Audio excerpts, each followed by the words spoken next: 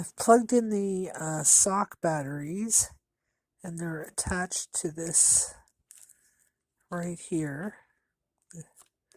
this power source with the red button on. When I plugged them in, the button was green, so I don't know if that meant they were ready or they were draining power from the battery packs. Anyway, they have a little, this is where it goes in to charge it. And this is also where it plugs into the sock. But what concerns me is how flimsy this plastic seems.